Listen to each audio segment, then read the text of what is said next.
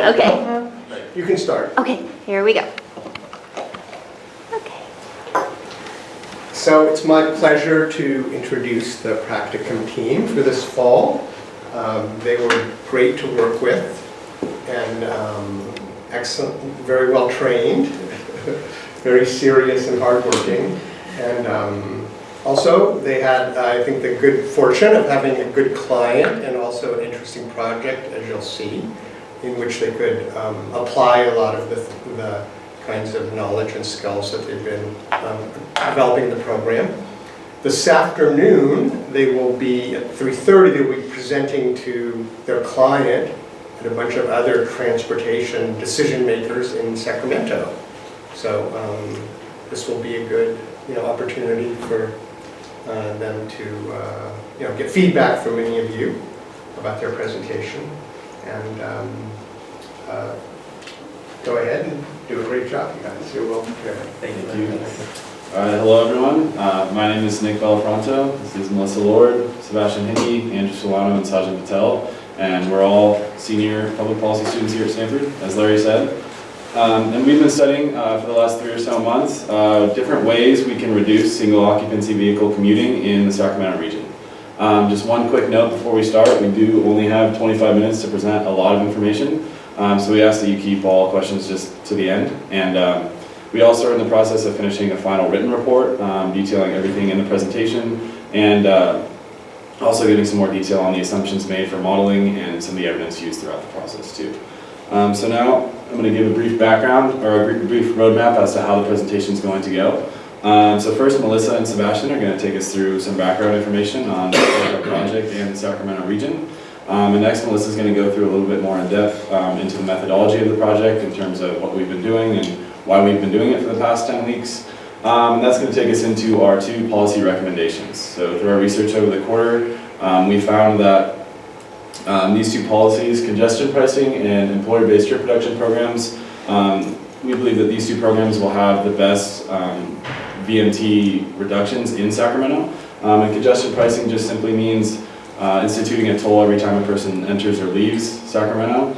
And EBTR programs are ordinances passed by the city and given to employers that mandate them to reduce the amount of commuter trips for their employees.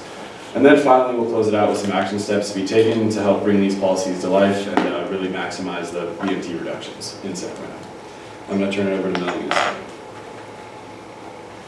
So currently, Sacramento is suffering from a high usage of single occupancy vehicles in the region.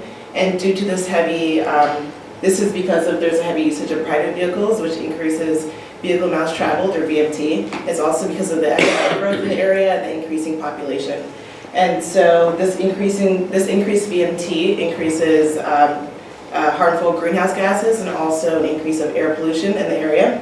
And if Sacramento wants to achieve its environmental and transportation goals, there needs to be an implementation of new policies or an addition of new policies. And our clients at the Sacramento Metropolitan Air Quality Management District asked our team to analyze new policies.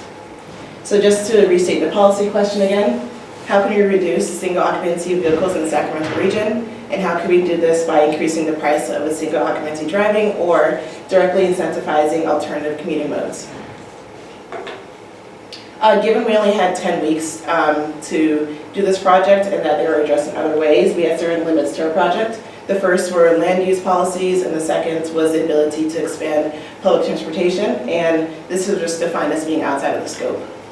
So despite these limitations, we have 2 new recommended policies. The first, as Nick mentioned, is congestion pricing, and the second is employer-based trip reduction program. So in our project, we have 4 main stages. The first was understanding why commuters actually choose single occupancy vehicles. We wanted to understand the behavioral methods and the economic reasons for why they don't choose other alternative methods. And through ongoing research and through interviews in our client's direction, we identified and evaluated 8 policy recommendations. We looked at both the push and pull reasons for why this happens. The push are the policies that increases the price of single occupancy driving, and the pull policies directly incentivize alternative commuting modes. And in our third phase, we narrowed down these 8 policies to 2. which are EBTR programs and congestion pricing, and we developed detailed policy proposals and projected outcomes for each of them. And lastly, we evaluated these 2 policies by developing recommendations. We use an evaluation matrix to sort of have a more objective analysis for why a policy is successful.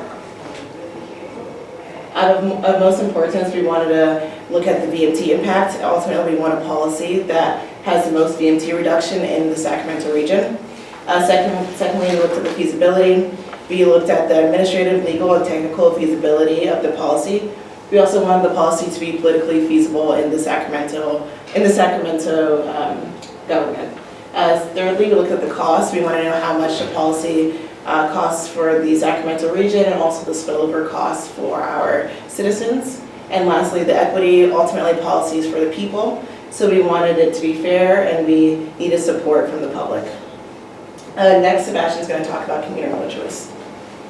Yeah, so as we've examined, or as we've stated, the motivation for this project is the high level of SOV commuting in the region. And as you can see, more than 76% of commuters in the SACOG region are driving alone to work.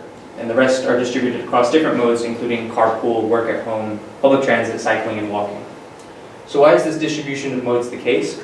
The first thing to establish is that commute trips are less flexible than other types of vehicle trips. Because they're so important to a person's livelihood, they're very inflexible in terms of the occurrence of the trip, but also the time of day of the trip and the distance of the trip. But that doesn't mean that commute mode choice isn't a function of transportation costs. So transportation costs include the monetary costs of travel, but also the value of a commuter's time, their safety, and their comfort. SOV is so popular because although it can be expensive to drive, in terms of commute time, it's shorter than other modes. It's perceived to be safe and comfortable, and also owning or using a car is much more flexible schedule-wise than many other commute modes. Which brings us to another really important factor, which is the availability of alternative modes. So if you look at public transit, you can see that it has a relatively low share of the commute distribution. And that's because in terms of trip frequency and access to workplaces, the Sacramento public transit system ranks about average for an American city. I also want to emphasize the importance of trip distance. In the Sacramento region, commuters travel just over 20 miles between their home and workplace. And you can understand how, in terms of substituting SOV for a mode like walking or cycling, that huge distance makes it almost impossible to make that transition.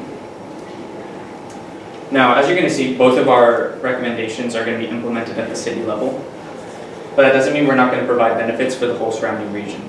For example, you can think of a problem like congestion, which is worsened by high SOV usage. Now, if you look at this map, this shows the inflow and outflow of jobs into the city of Sacramento.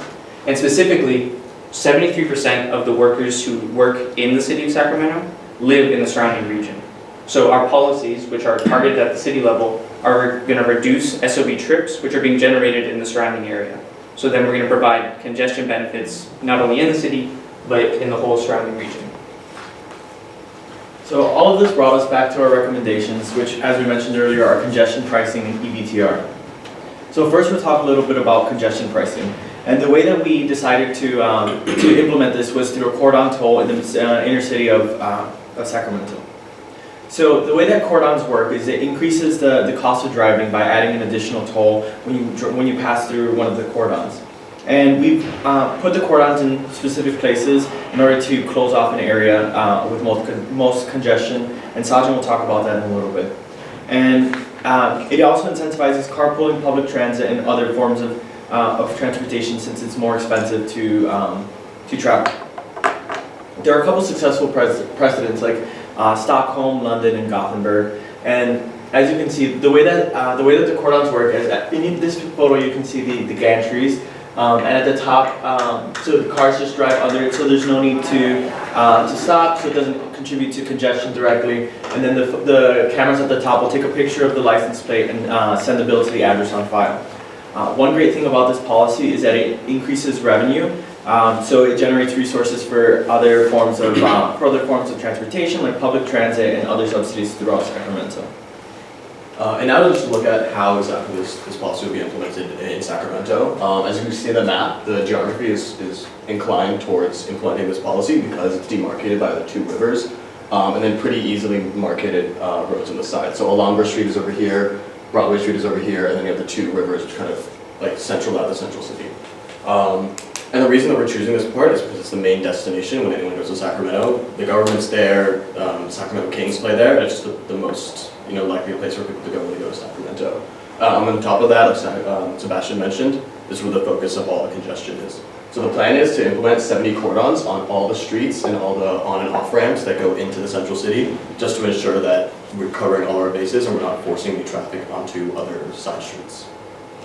Now the actual policy details on how this charging scheme is going to work. The plan is to implement a $3 charge every time you pass through the cordon, capped at 2 charges. And the focus is going to be on 2 peak periods. It's going to be 7 to 10 a.m. and then 3 to 7 p.m., which is just typically following the average work day.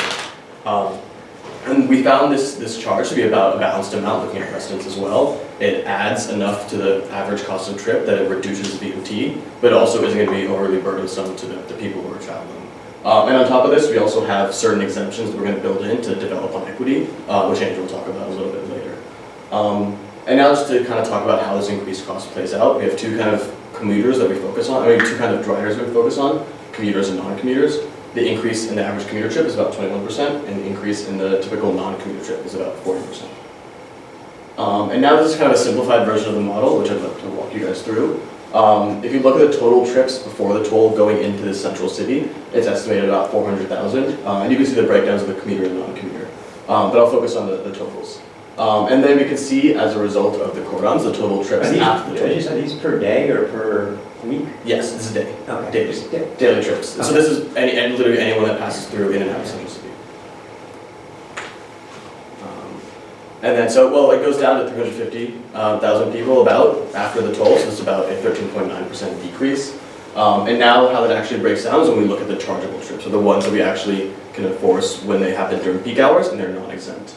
So it's about 130,000 of those, which represents 31.9%, which shows that goes down to 73,000 of chargeable trips after the toll. So this is the estimated revenue that we'll be generating. And that shows about a 43.4% reduction in chargeable trips. On here, the notable thing is to see that there's a lot less chargeable trips for non-commuters, but the reduction is a lot greater.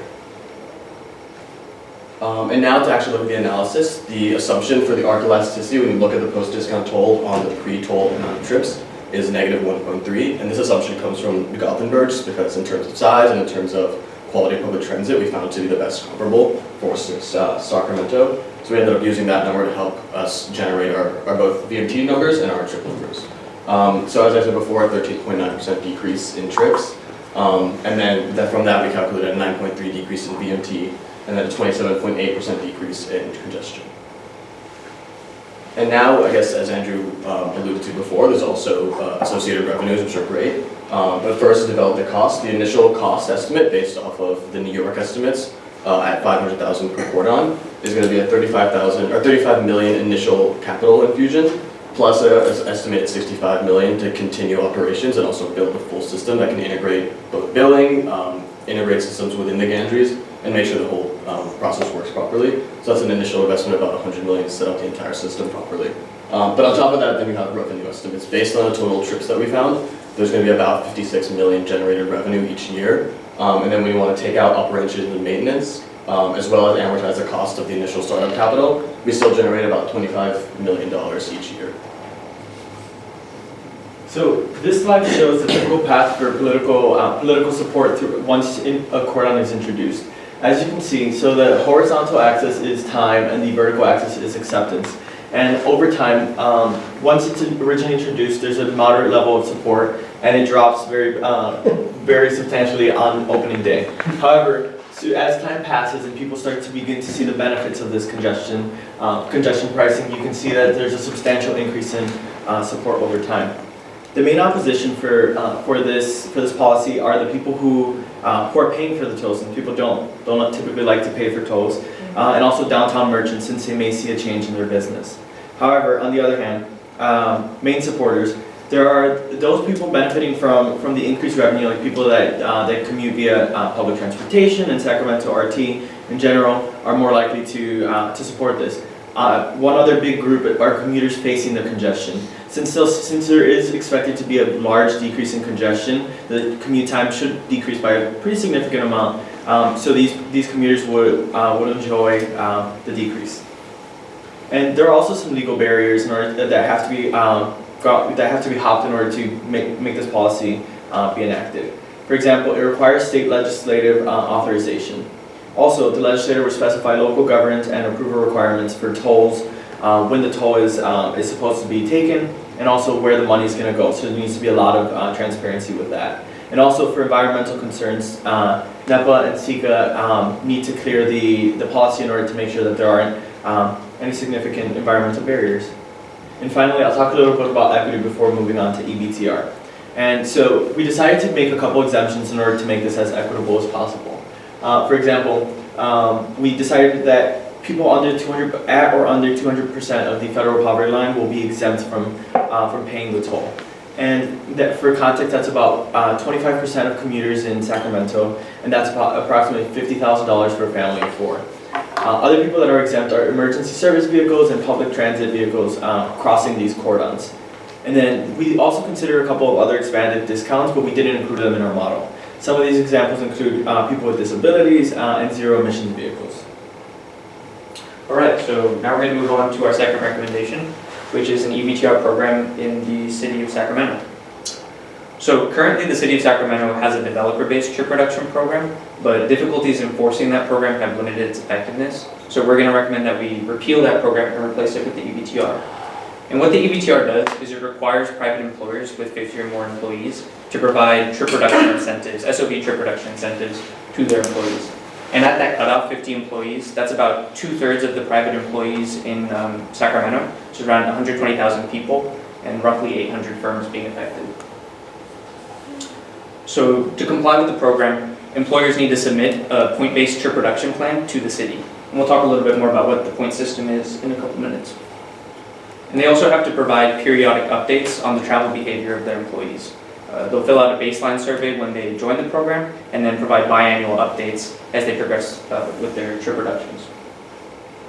And firms that aren't going to be in compliance with the program are going to be subject to fines under the Sacramento Administrative Code.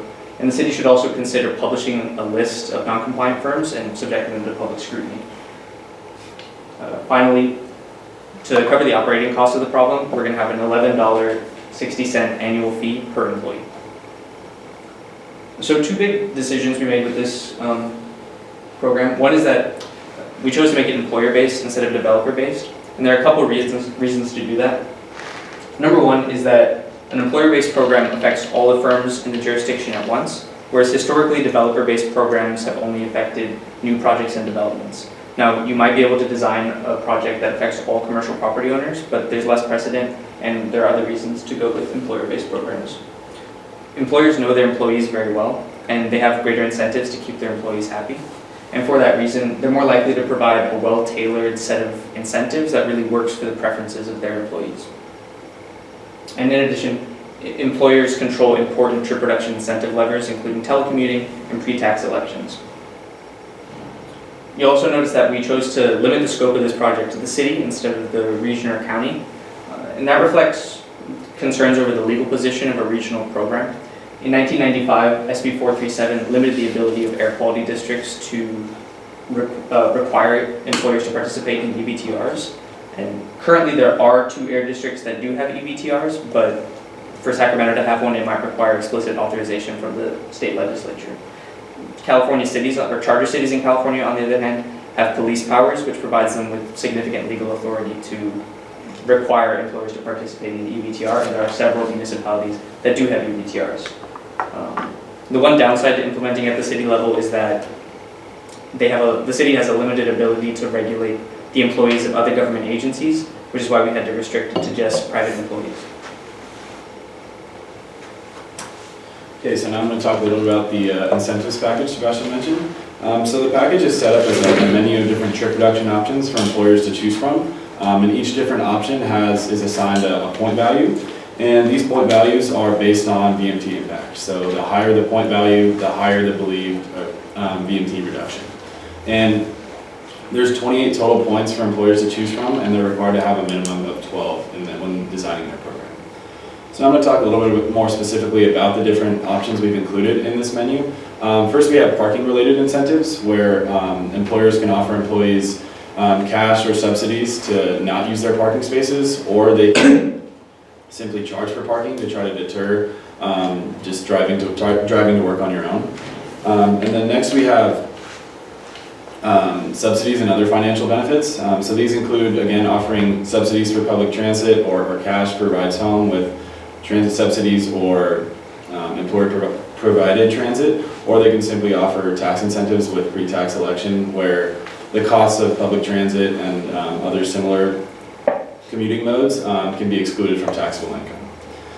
And then finally, we have on-site changes to different companies, and this is simply changes to companies structurally or systematically. So structurally, they can change by offering bike racks or lockers or showers, and systematically they can establish a telecommuting system for employees or enroll in a transportation management association or TMA. And one thing to be noted is that there's no overlap between some of the options. So if you are enrolled in a TMA and it does offer an option like carpool matching, then you only receive the 4 points and not 5 for being in both. And all these options and their point values we described in much more detail in the report, as well as a sample point layout for employers to choose from will be included as well. So now Sebastian's going to talk a little bit more about the Pmt analysis. Yeah. So we analyzed various EBTR programs in the United States, and we found that on average, a firm that's participating in one of these programs reduces its SOV trips by around 9.3%. And so when a firm undergoes that reduction, then the SOV trips that are reduced are then redistributed across alternative modes.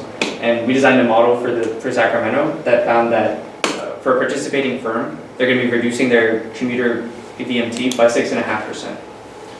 Now with those per firm numbers, we can develop different scenarios based on the share of firms who are actually going to participate in the program. So we have 4 different scenarios, and then we can see what the benefits are going to be for the surrounding region. And out of these scenarios, we think that the 50% compliance rate is going to be the most likely. That's based on case studies of other programs.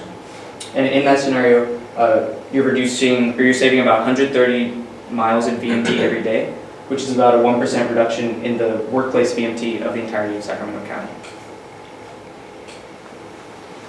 So now I'm going to talk a little bit about the feasibility of this program. So we've already addressed kind of the legal and administrative feasibility obstacles in terms of how the program is going to be set up and enforced. So I'd like to talk a little bit more about the political feasibility obstacles that we found. So we do expect there to be some amount of opposition from employers, simply because they won't want to pay the costs and fees. They'll find them, we expect them to find them burdensome or unnecessary.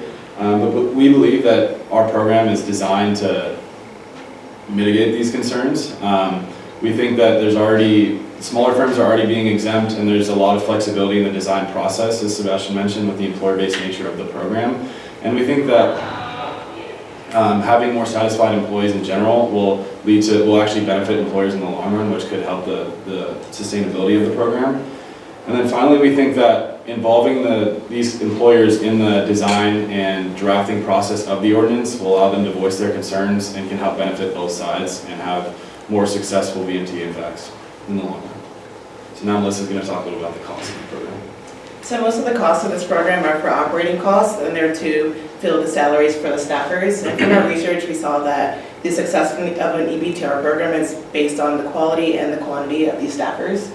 And so for our program, we decided to choose 3 staffers that'll help monitor and evaluate the program. And as Sebastian mentioned before, the program is only limited to employers with 50 or more employees, just to release the burden for smaller firms. And just to go into the fee structure, we chose a budget of $700,000, and we thought that, from our research, we saw that it won't be too much burden for the city, but will also make a notable VMT impact. And we're assuming that there's a 50% compliance rate. So employees that are eligible for the program are about 62,000 employees, and we'll charge $11.60 per employee, creating our budget at $700,000. And just to talk about more about the equity, EBTR programs, they have to be impartial, so specifically we want equity benefits for low-income commuters. More specifically, low-income workers, they spend a larger percentage of their income on transportation costs. So we want to lower these costs for them, and an example of that is to offer employer transit option to lower this cost. And next we're going to talk about the action steps for our project. Yeah, and to conclude and kind of give some grounding for our client at the Air District, we wanted to present some action steps on how they could carry out both the EBTR and congestion pricing. So to look at congestion pricing, the first step is to meet with the Sacramento Council of Governments, who already have the established transportation model, to really help refine the model that we developed for congestion pricing. The second would be to meet again with SACOG and the City of Sacramento and really refine and draft up what this process would look like, just to get a good kind of integrated system that we want to have. Finally, we need to meet with key legislators because this would have to be passed through the California State Assembly. So meet with them, show them the model, get an actual piece of legislation ready. And the final step would be to really draft out how this would look in the long run and get key implementation steps ready. And similarly for the EBTR program, we need to continue modeling the impacts of the various incentives that are available to employers. And it's going to be vital to include a lot of stakeholders, including businesses and TMAs, in the drafting of the ordinance so that we can generate the requisite public support. Hopefully, we'll be in a position for the City Council to pass the ordinance, and then we can start marketing the program to firms more and hiring staff, setting up the administrative framework for the program. So to conclude, there is still a lot of work to be done, both in terms of getting these policies off the ground and in terms of exploring other options that can help impact DMT, because these two options aren't exhaustive. But having said that, we do believe that congestion pricing and EBTR programs are the best options at this moment for Sacramento to reduce VMT, and that is largely because they're complementary. We believe these two policies should be implemented concurrently because the effects of each can enhance the other and can really lead to greater VMT impacts. So we'd just like to say a quick thank you to all of you guys for joining us today and just to all the people that have helped us throughout this whole quarter. So just to go through the list real quickly, Shelly Jang, Alberto Ayala, and Jaime Lemus all work at the Air District and have kind of been influential in shaping our project and guiding us through the policy question. Fidelia Harris, Erica Galang, Marilyn Bryant, Sabrina Bradbury, Christopher Flores, and Paul Philly all work for Sacramento and have been great at answering phone calls and emails night and day and helping us understand more about the state of commuting in Sacramento. Kathleen Tarr has helped us assemble our final report and this flawless presentation we just gave for you guys today. And last but not least, Larry Litvak has been our biggest supporter and has helped us in too many ways to count and has saved our butts a time or two. So thank you guys all for joining us and ask questions.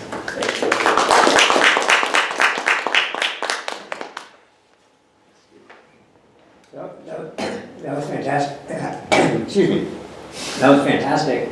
I wasn't tweeting about it. I was actually writing notes. But there were a bunch of questions that I had that then on the next slide you guys answered. So that's I think, a really good sign. Why do we care about single occupancy vehicles? Why is that the target as opposed to something else? Who wants to take this? I mean, so when you have high SOV vehicles, so there's just a lot of problems that come with a high percentage of SOV vehicles on the road. One is congestion, which obviously the congestion toll deals with a lot. But then we also have, the reason that the Air Quality Management District came to us with this is because of the pollution effects, the greenhouse gas side effects, and also the kind of health risks. When we have higher congestion, that's been proven to lead to higher rates of mental illness, depression in commuters. So there's just a lot of reasons to do it. So the economist question to that is, then why not tax gasoline as opposed to taxing trips? So someone who was just Some embarrassed. This is an urban area though. It's not going so well over there. We were explicitly asked not to tax gasoline. Okay, so you might want to say that in your presentation, just that acknowledge that might not be a bad idea, so that in case someone wants to ask you that question. Also, these are mostly aimed at working towards specific times where there's a lot of congestion, specifically peak times, as Sajan mentioned.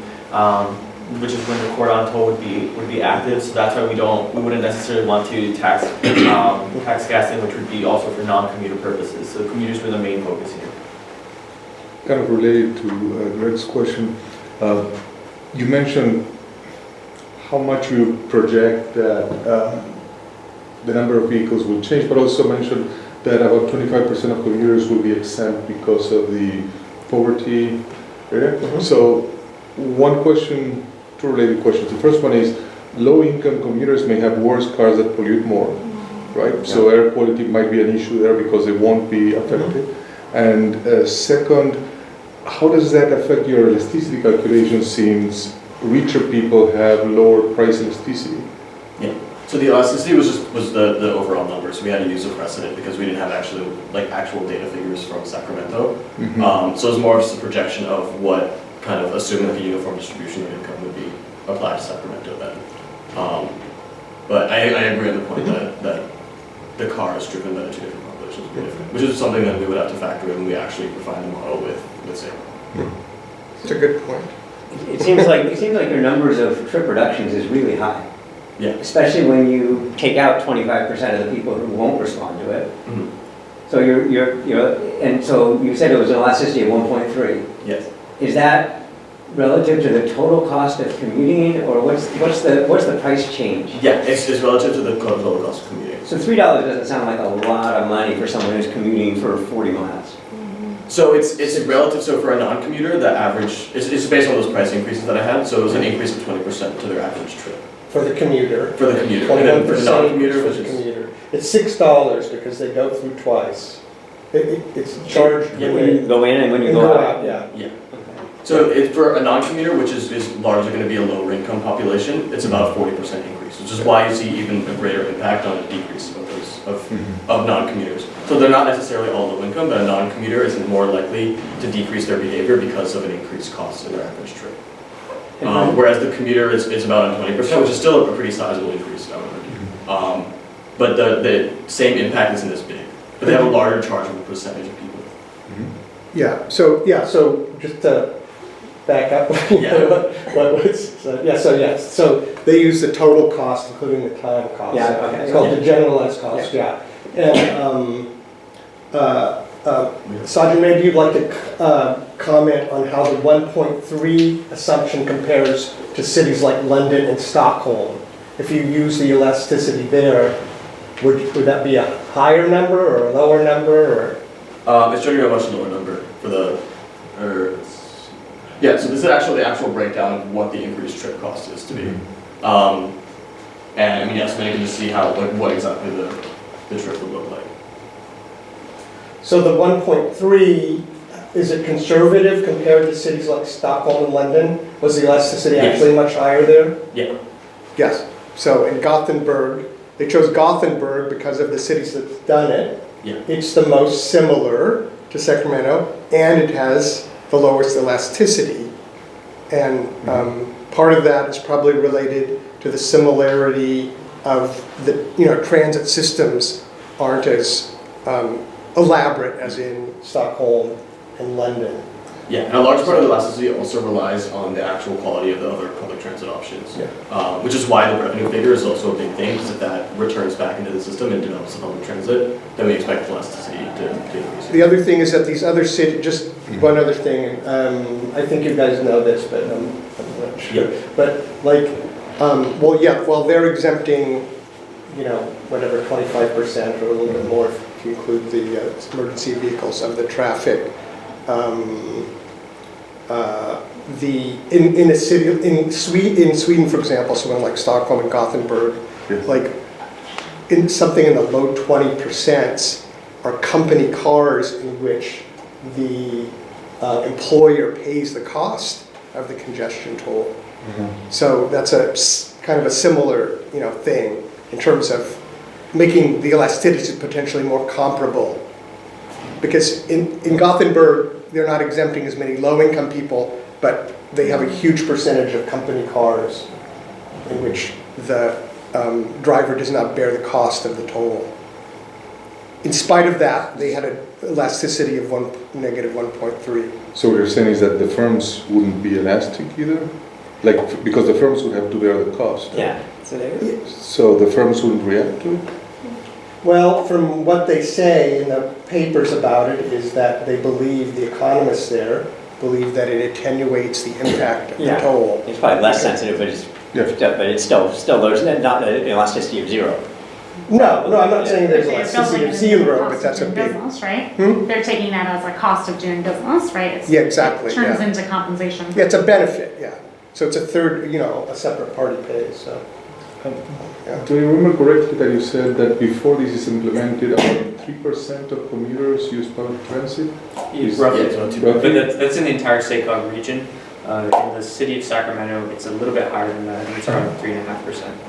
3.5. So my question would be, if these folks are not commuting this way, how do they get there? Is there enough capacity of public transit to accommodate? Yeah, so talking to a lot of the people in the city, the main problem is just about the frequency of the trips and then like how they transit. So instead of stopping at multiple stops, they have ones that go like back and forth. So fortunately, by focusing on the central city of Sacramento, we have our primary destination where a lot of public transit has end goals too.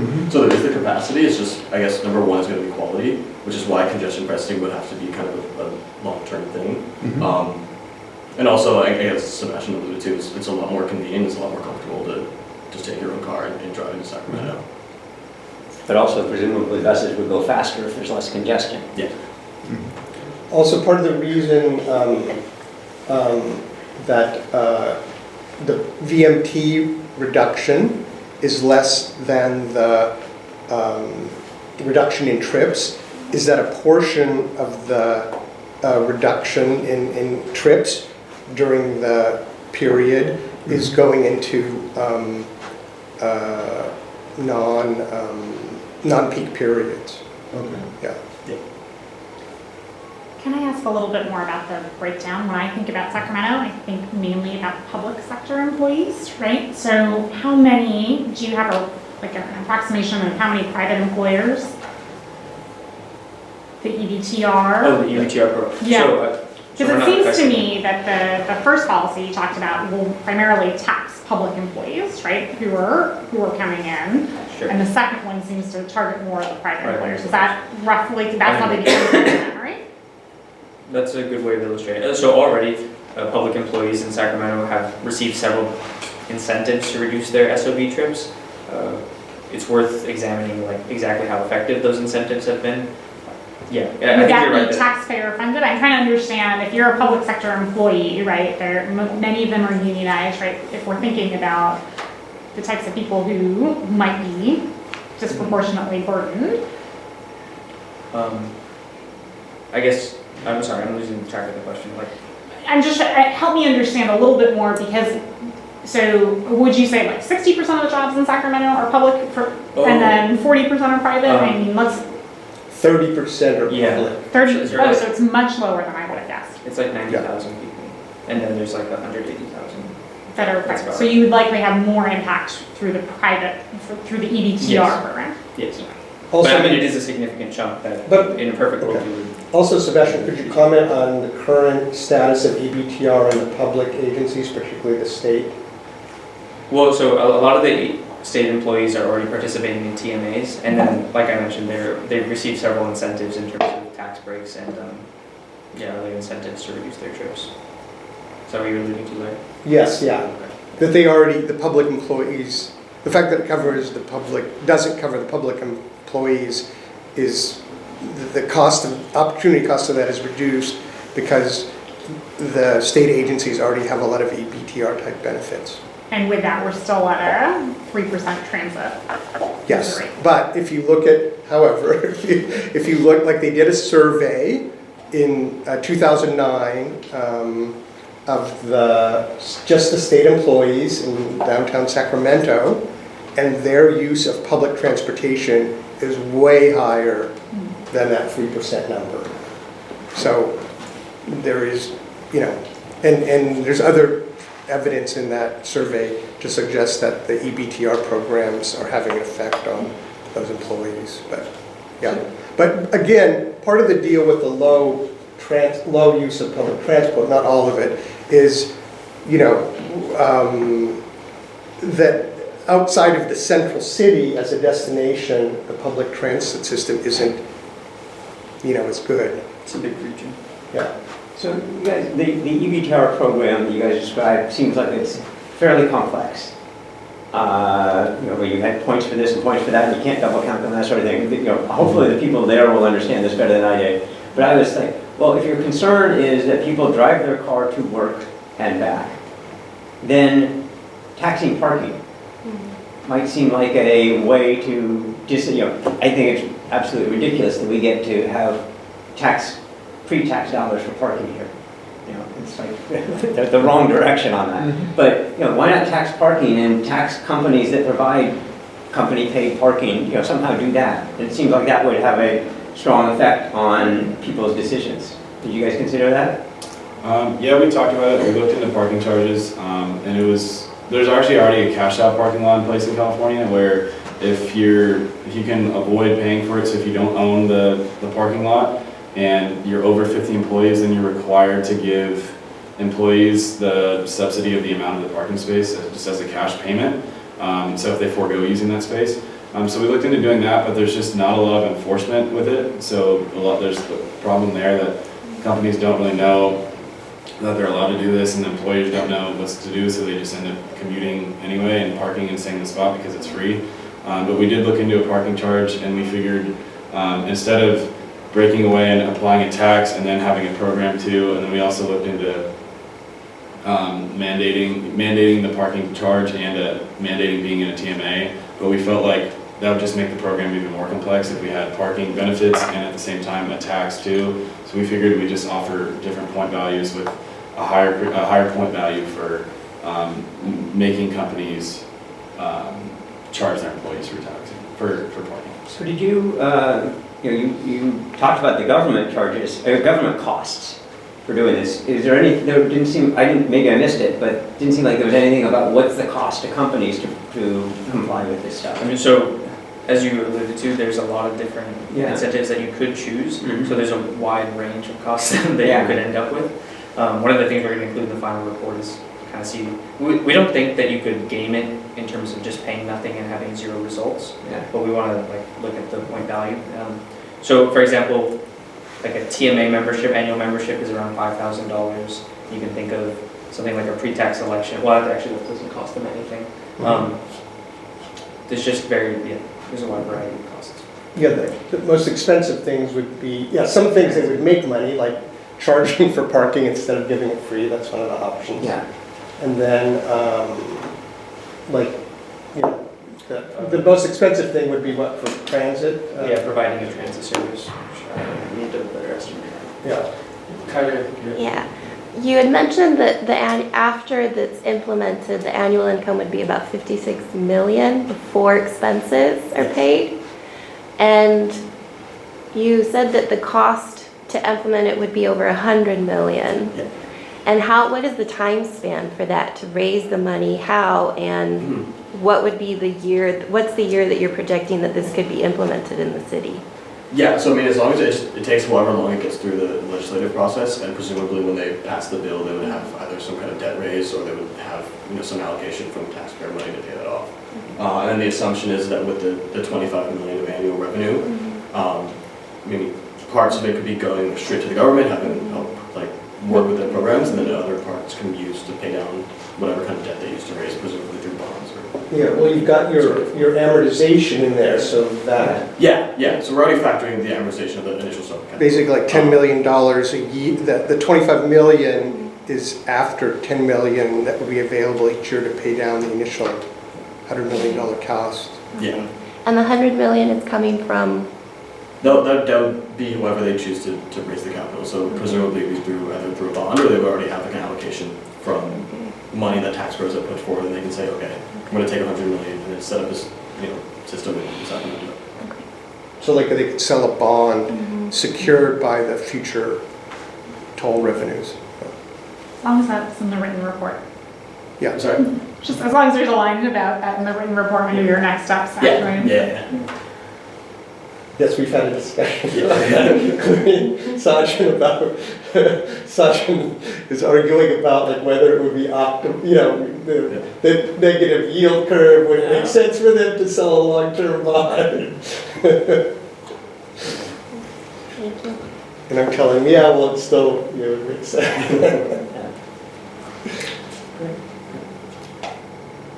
Great, thank you all so much. Thank you. Thank you. Can I just make, I want the recording off. Off, okay. Yeah.